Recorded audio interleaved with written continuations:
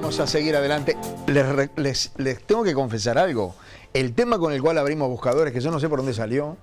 ¿De dónde salió? Por el Hosteria, cuando me disfracé de gato, que estaban las gatitas ahí afuera. Me percibí de gato. Bien, sí. Desde ese momento no hemos parado de hablar del tema. Pero todos. Son los temas que le interesa a la gente. ¿Usted cree que le interesa más lo gato o Cardama? Si no terminamos en un monotemático como la murga. Para.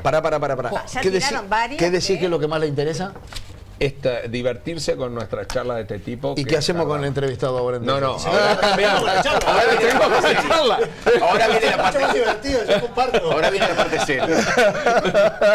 Aproveche el tiempo, Vila. Bien, la excusa, podemos hablar de un montón de cosas, pero la excusa es este libro que acaba de editar y que, vean en el título allí, dice: hacia una política de Estado en seguridad pública, enfoque dual. El autor es Nicolás Martinelli, exministro del Interior. ¿Por qué enfoque dual, Nicolás? Bueno, a ver, en realidad lo que esto refleja es el análisis de lo que ha sido los últimos, desde la salida de la democracia en el año 85 hasta la actualidad, cómo ha evolucionado las distintas políticas en materia de seguridad en nuestro país y también cómo ha funcionado en otros países. Y acá se pueden identificar dos periodos muy marcados. El primero, que va del año 85 al 2005, donde el Estado se para más con un aparato represivo y no tanto trabajando vinculado a las causas, si bien hubo algunas políticas vinculadas al trabajo en causas, fueron más tímidos en ese sentido, ¿no? Obviamente que hay que tener en cuenta el contexto histórico, veníamos de la salida de una dictadura, la policía tenía una visión mucho más dura, mucho más represiva, y todo eso llevó a un proceso también de transformación. Y después hay otro periodo bien marcado, que es del año 2005 al 2019, gobierno de la izquierda, donde separan en la vereda opuesta, es decir, separan mucho más en el trabajo en causas y la palabra represión pasa a ser mala palabra. Entonces, este enfoque dual lo que recoge es la experiencia nacional en el entendido de que no es ni uno ni otro, sino que son los dos caminos, las dos patas, los dos pilares, trabajarlos al mismo tiempo. ¿Por qué? Porque la represión ayuda a contener el crecimiento del delito, le pone un techo, le pone una tapa. Si vos no reprimís, te pasa lo que le pasó al Frente Amplio, que bien intencionadamente buscó trabajar en las causas, pero el trabajo en causas lleva tiempo. Los resultados llevan muchos años.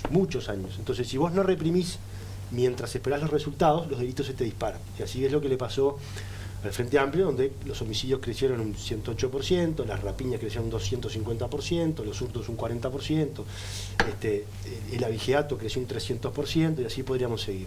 Entonces, esto recoge, o por lo menos en el periodo de gobierno anterior, de la calle Pou y la Coalición Republicana, entendimos que había que transitar estos dos caminos en forma paralela. Pararse en la represión, con respaldo policial, con respaldo normativo, pero al mismo tiempo hacer un énfasis muy importante y muy fuerte en lo que tiene que ver con el trabajo en las causas. Y eso fue lo que hicimos. Y aquí en este libro está contemplado precisamente esa experiencia, es un resumen de todo lo que hicimos en esos 5 años, bien importante, y que también tiene, más allá del enfoque dual, tiene esa visión de una política de Estado, ¿no? Porque de una política que trascienda los 5 años que un gobierno tiene, porque si no es como que nos estamos reseteando todo el tiempo. De acuerdo con el relacionamiento que hay a nivel político entre unos grupos y otros, digo, blancos, colorados, frente amplistas, colorados y blancos en coalición, de acuerdo con ese escenario, Nicolás, ¿puede haber una posibilidad de mirar el tema de la seguridad como una política de Estado de verdad? Yo creo que hay cierta madurez política hoy en el sistema político de la importancia que tiene la seguridad pública, de lo que nos jugamos como país, y que por lo menos en el discurso, que quizás antes ni siquiera era el discurso, pero hoy por lo menos en el discurso sí hay un consenso de que esto tiene que ser una política de Estado. Han habido convocatorias a acuerdos multipartidarios, lo hubo en el periodo de la calle Pou, lo hubo, o ahora estamos en el medio de una convocatoria en el gobierno de Orsi. Sí, pero con fuego cruzado, ¿no? Bueno, es inevitable, las críticas son inevitables y también son bienvenidas porque ayudan a mejorar, en definitiva, ¿no? Siempre van a estar. Yo soy parte también de las críticas, yo he sido crítico. Sí, tengo por acá lo que dijiste he sido crítico. Del túnel famoso, por ejemplo. El túnel, de lo cual vamos a hablar después. Y en otras oportunidades también. Siempre he sido, o he tratado de ser crítico también, pero generando al mismo tiempo contrapropuestas. Si vos mirás algunos episodios donde yo critiqué alguna medida que el ministerio quería sacar, de prohibir a la gente que anduviera a 2 en moto, bueno, yo me parece que eso es un error, pero al mismo tiempo propuse algunas cosas. En el mismo comunicado que dije, esto está mal, también propuse. Cuando pasó lo de la bengala al Estadio Centenario, también fui crítico, pero al mismo tiempo propuse. Y puse arriba de la mesa algunos elementos tecnológicos que hay a disposición y que el ministerio en aquel momento no los está usando, por falta de conocimiento de las nuevas autoridades o por vaya a saber por qué. Entonces, la crítica me parece bien, me parece saludable, que es parte del debate y lo que tiene que haber en el sistema para mejorar. Yo trato de que siempre sea productiva. Me puedo equivocar, obviamente, pero trato de que siempre sea productiva. Volviendo para atrás, porque me había desviado un poco de tema, tú me decías de... política de Estado. Si política de Estado. Si es posible, si abonamos el camino para que... cierta madurez hoy en día para eso. Veo algunas pinceladas positivas. Hoy, por ejemplo, salió en Búsqueda una nota sobre el programa Barrio Sin Violencia, que hasta ahora no teníamos novedades. Es más, había algunas autoridades del ministerio que decían que por un lado se iba a dar de baja, por otro lado se iba a continuar, se iba a cambiar el nombre, se iba a relanzar. Hoy, aparentemente, el programa va a continuar, por lo menos lo dijo la subsecretaria de Seguridad. Me parece que está bueno, que eso habla justamente de generar esta política de Estado. También hay otras luces amarillas, el programa de inclusión asistida, que apuntaba a bajar los niveles de reincidencia carcelaria, que es un problemón que tenemos en el sistema, que había dado buenos resultados. Nosotros lo habíamos tomado ese programa que venía de un aporte de la academia, que nos había dicho que eso había funcionado en otros países. Lo tomamos, hicimos un plan piloto. Obviamente que un plan piloto siempre es acotado. Tenía un grupo testigo, tenía un grupo de personas a las que no se les daba el beneficio para hacer la medición. Estaba la Universidad de Montevideo también haciendo un seguimiento para tener los resultados bien medidos y bien marcados. Y el programa daba que en el primer mes logramos bajar la reincidencia un 25%, lo cual es un montón. Pero también nos decía que después el programa tenía debilidades. ¿Por qué? Porque los meses siguientes, como bajaba la intensidad no existía la posibilidad de poder hacer un seguimiento por falta de recursos humanos y por falta de recursos financieros a esas personas que habían sido liberadas, las personas de alguna forma volvían al sistema de la reincidencia. Y al final del curso se normalizaba los números de reincidencia como los tenemos el día de hoy. Pero lo que nos estaba diciendo es, sirve, pónganle más recursos financieros, pónganle más recursos humanos. Lamentablemente esa es una de estos programas buenos, que da buenos resultados, que está medido, basado en evidencia, que hoy vemos que el gobierno no los va a continuar. Entonces ahí sí vemos alguna luz amarilla en este sentido de crear políticas de Estado. ¿Esto se lo hicieron llegar a las autoridades actuales como un insumo? Sí, yo le hice llegar, desde el presidente de la República, secretario, prosecretario, también obviamente que se lo hice llegar al ministro Negro, y se lo estoy haciendo llegar a periodistas, académicos, legisladores, como vos decís, lo tengan como un insumo. No digo que lo tengan que leer, la lectura me parece que es bastante agradable. Sí, claro. Porque, ¿qué opinas de Negro? A ver, yo tuve una muy buena transición con Carlos Negro durante el periodo de transición. Lo conocía de antes, cuando era fiscal de homicidios, habíamos generado además un buen vínculo. Nosotros hicimos una reestructura del departamento de homicidios en aquella oportunidad, que él la vio muy bien, donde no solo solicitamos la creación de una 4ª Fiscalía de Homicidios, que eso la fiscal general Mónica Ferrero lo llevó adelante. Hoy hay 4 fiscalías. Nos permitió que los fines de semana, si se cometían homicidios, no quedaran para el lunes o para el martes. Esa fue una buena decisión. Pero además nos permitió crear un equipo de investigaciones de homicidios para cada uno de esos fiscales. Entonces, romper esa lógica de que en cada homicidio el fiscal tenía un grupo distinto. Entonces eso a veces generaba desconfianza y mermaba la capacidad de trabajo. Hoy cada fiscal de homicidios tiene su equipo y es el que permanece trabajando con ese fiscal todo el tiempo. ¿Qué trajo esto como consecuencia? Que se mejoraron los niveles de esclarecimiento de los homicidios. ¿Por qué es importante mejorar los niveles de esclarecimiento de los homicidios? Porque bajás el nivel de percepción de impunidad que tiene el delincuente. La gente cree más. Si el delincuente dice, yo salgo a matar y me sale gratis, es probable que vaya y mate. Claro. Si el delincuente dice, che, si yo salgo a matar, tengo grandes chances de que la policía me agarre, porque el sistema funciona bien, porque hay buenos equipos, buena tecnología, el sistema represivo de policial e investigativo también de la Fiscalía funciona, el Poder Judicial está acoplado, y entonces vos lo pensás 2 veces. Capaz que no lo matás, le pegás un tiro en el pie, pero bueno, es una forma que en el mundo funciona para bajar también los niveles de homicidio. Entonces, eso fue como un paso muy importante que dimos. Y en ese marco generé un buen vínculo con Carlos Negro, que lo mantuve durante la transición y lo mantuve durante varios meses. Yo hoy, la verdad que tengo muy poquito diálogo con él, te diría que es unidireccional. Yo le mando algún mensaje, a veces alguna información que me llega, de algunos de los barrios le paso, pero de su lado, que creo yo que él es mano, porque él es el ministro, él es el que tiene que tratar de acercarse y generar políticas de consenso y de Estado. Si me precisa, yo voy a estar. Pero la verdad que de su lado ha sido bastante tímido. En eso de que si me precisa voy a estar, ¿harías lo que Diego Sanjurjo? ¿Aceptarías un cargo en el ministerio? No haría lo de Diego Sanjurjo, pero sí, por ejemplo, ahora vamos a empezar a discutir que llegó al Parlamento, creo que entró, no sé si ayer o hoy, la descentralización del INR. Bueno, capaz que si me hubiera convocado a discutir antes el armado, la estrategia, cómo sería, hubiera participado, y capaz que hoy la discusión a nivel parlamentario sería más fácil. Claro. Lógico. Claro. Lo que pasa es que yo creo que él es muy inexperiente desde el punto de vista político, muy maduro políticamente, entonces eso le ha costado muy caro. No solo a la hora de declarar, todos sabemos que ha hecho declaraciones en varias oportunidades complejas, incluso ha puesto al propio presidente de la República en situaciones incómodas en alguna oportunidad, el propio presidente ha tenido que salir en alguna oportunidad a enmendarle la plana, es un ministro, o es el ministro peor evaluado por la ciudadanía, es un ministro que no tiene diálogo con la oposición, incluso ha ninguneado en el diálogo que él convoca de acuerdo multipartidario. El Partido Nacional presentó su propuesta, su partido de gobierno no presentó ninguna propuesta, pero él, en lugar de tomar las propuestas que presenta el Partido Nacional con la madurez de ver, ok, bienvenidas, vamos a discutirlas, salió a ningunearlas. Entonces, es muy difícil desde su rol, desde el rol que tiene para liderar este tipo este ministerio, este tipo de políticas sociales, si él no tiene la madurez para entender que vos tenés que tender puentes de donde estás. Y bueno, es brutal porque la gente tiene la percepción de que cuanto más técnico seas para un ministerio, mejor.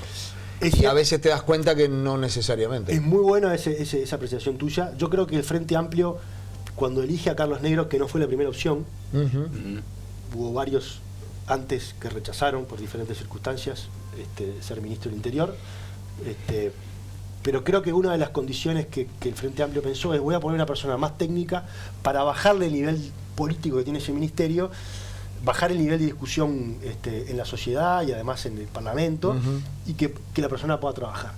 Con el diario del lunes, yo creo que se empezaron a dar cuenta que es un error, porque vos necesitas una persona que entienda el funcionamiento del sistema político, que conozca además cómo funciona el sistema político, que conozca a sus propios compañeros de gabinete. Para mí, solucionar un problema con el Mides era muy fácil, porque yo llamaba a Martín Lema, que lo conozco hace muchos años, y nos entendíamos enseguida. Llamaba a Susana Roderecho cuando precisaba plata, y me entendía enseguida. Para Carlos Negro, que no conocía a O'Donnell, que no conocía a Sibila, que no conocía a casi ninguno o a ninguno de sus compañeros de gabinete, es mucho más complicado. Y si todavía tenés inmadurez o inexperiencia política, todo se te vuelve costa arriba. El ejemplo que yo puse: Carlos Negro no negoció la ley de presupuesto del Ministerio Interior, fueron los equipos técnicos. Para no irme del caso Negro y el último episodio que tuvo, que se le criticó porque no estaba con guardias en el episodio del Cerrito de la Victoria, y se mencionó por allí, pero ¿cómo no va a tener guardia si de repente Vázquez, el ex subsecretario, tiene todavía, a pesar de que hace muchos años que no cumple la función, y Martinelli tuvo que volver a solicitarla?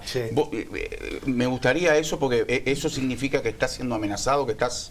Bueno, obviamente que desde el punto de vista del protocolo, las autoridades ministeriales tienen custodia las 24 horas. No solo, digamos, la custodia que te sigue durante todo el día, sino que también tenés una custodia estática, como se llama, una es dinámica y la otra es estática, en tu casa. Es parte del protocolo. Vos me decís, ¿es obligatorio? No. Pero, obviamente, que da las circunstancias de lo que estamos viviendo, con un atentado a la fiscal Mónica Ferrero, con amenazas, las que recibí yo en su momento por parte de Fernández Salvín, y recibió Mendoza también por parte de Fernández Salvín en el momento que lo trasladamos a la cárcel de máxima seguridad sobre fines de mi periodo. Y así podría dar otros ejemplos. Cuando decís amenazado de parte de Alvin, que estamos hablando de los narcos más Pesado. sonados de nuestro país, ¿es el mismo? ¿O a través de alguien No, te no, hace llegar la amenaza? generalmente te hacen llegar mensajes a través de otras personas. Bien. Sí. Ahora Rara vez ellos se involucran, ¿no? Tienen Bien. a sus mandaderos, digamos. Bien. Nicolás, después que dejaste el ministerio, ¿cómo es ahora? Nada, tranquilo. No, tranquilo. Yo la verdad que siempre estuve, a tu pregunta, yo siempre Sí. estuve con custodia. Sí. Fui muy respetuoso de los protocolos. Lo mío no fue una Además, yo andaba- no fue un cuestionamiento. No, fue- es una pregunta. Además yo andaba muchísimo en la calle. Yo hay algo que me fijé, que era no ser un ministro de escritorio. Yo andaba mucho en la calle, mucho en los barrios. Y andaba en todos los horarios. Porque yo iba a ver cómo estaba la cosa a las 8 de la mañana y iba a ver cómo estaba la cosa a las 2 de la mañana. Entonces, obviamente que yo tenía que seguir el protocolo lo más estricto posible. Pero la verdad que yo, con el equipo de custodias que hay en el ministerio, que son muy profesionales, nunca sentí miedo. A mí me han preguntado un montón de veces, ¿sentiste miedo? No, nunca. Y he tenido que andar de chaleco, y he tenido que andar en auto blindado, por Por las precauciones, dudas, porque por además las es dudas. también respetar el trabajo de los policías que te están cuidando. Claro. Cuando vos te salteás el protocolo, les complicás la vida. Porque lo que hizo Negro al saltearse el protocolo ahora fue complicarle la vida a su equipo de custodia. Que además después son el hazmerreír de otros compañeros. Dejaron al ministro solo, mirá lo que le pasó, etcétera, etcétera. Entonces no está bueno eso. Entonces, respetar eso también es respetar el trabajo de la policía. Ay, perdón, ella quiere hacerte una pregunta. Hoy empezamos el programa recordando que un día como hoy, en 1868, se asesinó a Venancio Flores y a Berro, ¿no? En un momento donde la violencia política estaba dada entre los partidos, blanco y colorado, que eran los que existían, y resolvían los conflictos de esa manera violenta, al ras. 2 siglos después, seguimos pensando en bandas que, a través de la violencia, parece que están también disputando el poder del Estado, porque en los dos lados el Estado parecería débil, el Estado que no monopoliza la violencia y no monopoliza el ejercicio de la violencia, en dos momentos distintos. Entonces, este libro me parece importante, de alguna manera viene a ser un libro blanco, en un momento también donde el Ministerio del Interior y la Fiscalía acaban de sacar un comunicado, que Diego Sanjurjo acaba de decir, cómo las cifras dan distinto para los dos, que no es un error, sino que es una forma diferente de marcar los asesinatos, ¿no? Las muertes estas que parecieran lo mismo, pero sin embargo esos 17 números que dice que uno tiene de más y de menos responden a criterios diferentes. También dice que hay un 10,3% de asesinatos cada 100.000 habitantes, que es un número gigante para un país como Uruguay, además de este lugar, ¿no? Otra vez como un Estado débil frente a lo que fue hace 2 siglos los partidos políticos, hoy es las bandas. Este libro que sacás maneja cifras inéditas, son todas las fuentes éditas, que son, o sea que no hay que pedir permiso a nadie para usarlas, y lo sacaste vos por tu cuenta, no hay una editorial, pagaste Exacto. para sacar el libro. Exacto. ¿Qué te impulsó a esto? Bueno, primero que nada, lo que yo te decía al principio, ¿no? Creo que está bueno esto de mostrar lo que se hizo y generar de esto que se hizo una política de Estado, ¿no? Y que no nos estemos reseteando de vuelta. Yo creo que hay muchas cosas interesantes acá y que más allá del signo político o quién las ejecutó, están basadas en la evidencia, hay trabajo académico atrás. Nosotros hicimos un enorme esfuerzo para acercar a la academia en el periodo con Heber primero, después conmigo, y muchos de esos académicos que trabajaron, y los trabajos están nombrados ahí, están hoy trabajando a tiempo completo con el Ministerio del Interior. O sea que desde ese punto de vista, Las fuentes son todas accesibles para cualquiera. todas las fuentes que están acá son accesibles, los números son los que se han publicado. Es más, nosotros firmamos un convenio, siendo yo ministro, firmamos un convenio con el INE para que abrir los microdatos y que para que los académicos pudieran acceder a ellos, que hasta ese momento no podían acceder, o era muy complicado, siempre a través de un pedido de acceso a información o algo por el estilo, y se demoraba. Entonces a la academia le costaba un montón hacerse de datos para poder aportar bibliografía en materia de seguridad pública en nuestro país. Bueno, eso ahora está a disposición de toda la academia nacional e internacional. Entonces, mismo con el INE para hacer la secuencia de victimización, que debió hacerse uno el año pasado, lamentablemente no se han hecho, pero que es un insumo tremendamente importante a la hora de tomar decisiones y a la hora de comparar también, que es muy importante. Ahí es donde, bueno, hay de vuelta las luces amarillas, esas de sí se cultiva.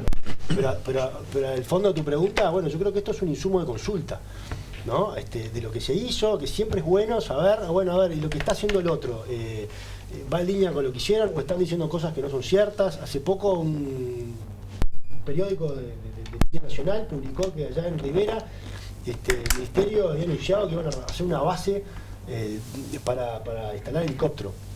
Eso está ahí, no es nuevo. ¿Me explico? Entonces, no es algo que vaya a hacer esta gestión, es algo que se inició en la gestión anterior, se acordó con la intendencia, se presupuestó, o sea, tiene una génesis. ¿no? Y me parece genial que este gobierno continúe eso, porque entonces yo, si hablo de política de Estado, esas son las cosas. Pero hay que tener memoria. Hay que tener memoria, saber reconocer de dónde viene, quién lo hizo, porque eso también es construir políticas de Estado. Justo, no me quiero ir de ese tema, o capaz que, porque mi pregunta está vinculada a lo que dijo algo Daniela. En el periodo pasado, cada trimestre salían los datos del Ministerio del Interior, yo los traía acá, Sí. y hablaba y decía, bueno, pasó esto, pasó lo otro. Mucha gente no creía en esos datos. De hecho, acá tenemos fieles representantes que no creen los datos del Ministerio del Interior. Bueno, Hoy por hoy... Palito para adentro. Sí. Claro, pero hoy salió el informe de por qué la eran tenemos distintos por los eso, no lo creen. Esa Pero no pregunta me quedó importa. pendiente de la Por eso. Pero hoy por hoy no están saliendo de la misma forma los datos como era antes trimestralmente. ¿Me explicás si hubo, qué cambio fue? Si se pueden comparar o no cuando salen, porque Sanjurjo salió los otros días a decir que siguen bajando determinados delitos, pero es decir, que los números quiero no hay que saber, discutirlos. ahí está, que los números no hay que discutirlos. Yo creo que me base en esto, porque yo si no tengo números, yo soy de los que creo los de antes y creo los de ahora, ¿no? Hay algunos que no creen los de antes, no creen los de ahora, y hay algunos que no creen los de antes, pero creen los de ahora. Entonces, ¿me clarificás un poquito eso? Porque desde el punto de vista técnico, si yo no tengo los datos, no puedo decir si va evolucionando o no. Con los que no creen y ya está. Digo, con eso no se puede pelear. Sí. A ver, lo primero, yo creo en los datos, y lo de antes y lo de ahora, porque creo en el profesionalismo del Observatorio de Violencia y Criminalidad, creo en el equipo, que es el mismo equipo que trabajó durante el gobierno de Frente Amplio en la era Bonomi, el mismo equipo que trabajó durante la era Larrañaga, Heber, Martinelli, y es el mismo equipo que está trabajando ahora. El problema que tenemos con esos datos tiene nombre y apellido y se llama Charles Carrera, que en el periodo pasado, cuando Charles Carrera vio que los números de las denuncias de delitos empezaban a bajar y empezaban a mejorar, no tuvo mejor idea que empezar a dinamitar la credibilidad del Observatorio de Violencia y Criminalidad. Y arriba de Charles Carrera se subieron un montón de dirigentes políticos de izquierda que empezaron a boicotear al observatorio, que las cifras eran camufladas, que las muertes dudosas, que eran denuncias, que la no eran... fiscalía, todo esto surge de ahí. Claro, que hoy sale Entonces, el informe hoy lo que metodológico. le está pasando al Frente Amplio, que la gente no les cree, es porque como les pasó con el pastor mentiroso. Le dijeron una cosa durante 5 años y ahora cuando llegan al gobierno resulta que mantienen la misma gente del observatorio, siguen el mismo hilo que venía de las denuncias de antes, y ahora parece que las cifras están Pero, bien y antes no. ¿Cómo Nicolás, es eso? hoy salió un informe que es homicidios en Uruguay, criterios metodológicos y Yo los compatibilidad conozco, yo estadística conozco entre el los datos, informe. Ministerio del Interior y Pero ese Fiscalía. informe no es de Por ahora. eso, A pero ver, ese que sale ahora habla de por qué son distintos los datos. Pero ¿por qué son distintos datos? Se sabe hace 10 años. Bueno, pero siempre se está en Si cada- discusión, si son No, 17 no. muertos más, menos, Pero parece una planilla justamente, Excel como para el siempre ahí medir. te pongo no es siempre. Ya te dije dónde la génesis de esto, dónde nace Ahí. y con quién nace. Cuando no le gustó que el gobierno pasado bajara los números, salió a entregar la cancha. Y dijo, ¿por qué a Fiscalía le dan números distintos? Cuando todos los informes, no de ahora ni de ayer, desde antes, del día 1, que emitía el Observatorio de Violencia y Criminalidad, aclaraba que la definición que toma el Ministerio del Interior es la definición que se toma a nivel internacional para que los delitos de homicidio sean comparables, y que de esa definición las muertes vinculadas a legítima defensa policial o de civiles quedan excluidas. Y Fiscalía de la suma. Entonces, eso siempre fue así. Homicidio intencional Siempre. por un lado. Y él lo hizo, Carrera, lo hizo sabiendo que era así porque quiso enredar la cancha. Como también quiso enredar la cancha con las muertes dudosas, diciendo que se camuflaban homicidios dentro de muertes dudosas. Y hay 2 trabajos académicos, uno que es de Emiliano Rogido, que es actualmente asesor del Ministerio del Interior, que decía que las muertes dudosas no camuflan homicidios, y también hay uno del exdirector del Observatorio de Violencia y Criminalidad, don Ángelo, en el mismo sentido. Entonces, hoy la ciudadanía no les cree por algo que ellos mismos se encargaron, un relato que ellos mismos se encargaron de construir. Entonces, están pagando los patos rotos de su propio rol. Bueno, muy bien. Me levantó el centro. Rápido que se tiene que ir. Me levantó el centro. Yo soy un hombre de izquierda y yo creo que usted hizo un muy buen ministerio. Muchas gracias. Usted se fue una muy buena imagen. Pero le quiero hacer y además yo soy vicepresidente de un club de fútbol que está enmarcado dentro de una zona mal llamada ¿Se puede roja. decir cuál? ¿Cómo no? Villa Española. Bueno, sí. Barrio Flor de Montevideo y Orgullo Nacional, en donde yo fui testigo como Frente Amplista que los operativos de saturación que usted hacía, la gente los pedía y los reclamaba. De intervención. De intervención. La Saturación saturación era lo de Bonomi, Bonomi, perdón.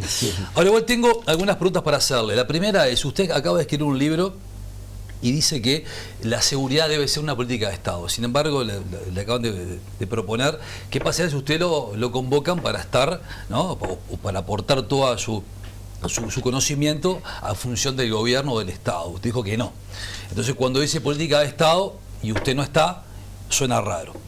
Esa es la primera. La segunda, reitero que usted se fue con una muy buena imagen del ministerio y lo reconocemos todos, al menos yo como frente amplista.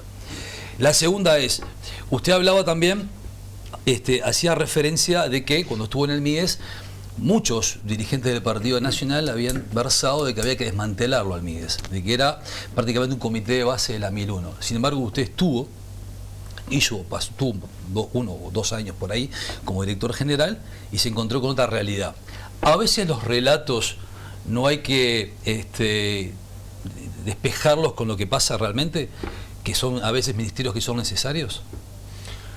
Bueno, arranco por la última. Tenés 5 minutos porque yo quiero acordar en todo caso la primera. Sí, yo creo que, bueno, a veces uno va aprendiendo, ¿no? Fíjate vos que el MIDES se crea en el gobierno del Frente Amplio. Claro. Tuvo 15 años, nosotros nunca participamos del ministerio, conocíamos lo que salía, de algunas memorias anuales, rendición de cuentas, etcétera, etcétera. Cuando vos entras a gobernar ahí, obviamente que vas conociendo otras realidades que capaz que en la teoría no las tenías y lo vas viviendo en la práctica. A mí sí me pasó el año que estuve en el MIDES, que encontré un ministerio muy desordenado. Desde el punto de vista administrativo, pues no había ningún proceso, por ejemplo, que estuviera debidamente documentado en los sistemas de soporte de software. Ninguno, tuvimos que hacer todo de cero. Pero también nos encontramos con un ministerio que tenía una multiplicidad de programas que obedecían básicamente a una lucha de chacras dentro de diferentes sectores del partido que gobernaba. Entonces, yo qué sé, el MPP tenía su programa para atender a los gurises y de repente el Partido Comunista quería un programa igual, entonces duplicaban tareas. Y después, en la propia área de monitoreo, de evaluación y monitoreo, en los informes que hacían, decían, che, estamos duplicando, hay programas que se están creando que no sabemos al final cuál es el objetivo que buscan, hay plata que se está yendo sin... Entonces, todo eso hubo que ordenarlo. O sea que yo no sé aquello si de comité de base, pero lo que sí te digo que fue un ministerio bastante caótico desde el punto de vista de por lo menos tomarlo en el primer año y tratar de ordenarlo. Creo que hoy vas a encontrar un ministerio mucho más ordenado, con procesos, con funcionarios que en algunos casos todavía tienen sus dificultades para ser funcionarios públicos porque estaban en un régimen medio, pero hicimos todo un proceso de reestructura con la Oficina de Servicio Civil, mejoramos este sistema de focalización de los programas, etcétera, etcétera. De vuelta, son todos aprendizajes, nadie es dueño de la verdad. Yo me encontré con un ministerio que después me terminé enamorando también. Me gustó mucho. Que es necesario además. No solo que es necesario, me sirvió mucho para lo que venía en el futuro para mí. Esto el enfoque igual tiene mucho que ver con eso. Son los 2 ministerios claves, esenciales. El de la represión, que es una de las patas del enfoque dual, prevención, represión, y por el otro lado el de la prevención para las causas, y donde el MIDES tiene un rol tremendamente protagónico ahí.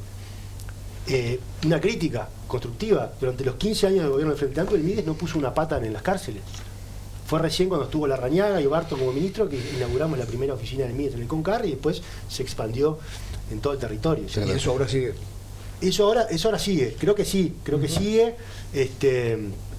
Ayer salió una noticia de que le iban a sacar, lamentablemente, por las horas docentes le iban a sacar.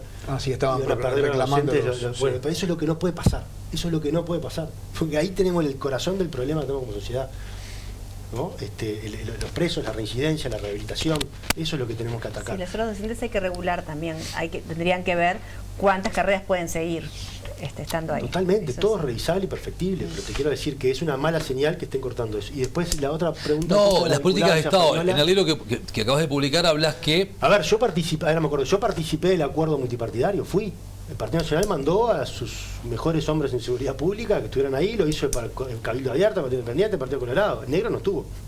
El negro no participó. Claro, pero te preguntan que Sanjurjo aceptó el cargo y si te lo hubiera ofrecido a ti dijiste que no. Pero a ver, yo fui exministro de un partido político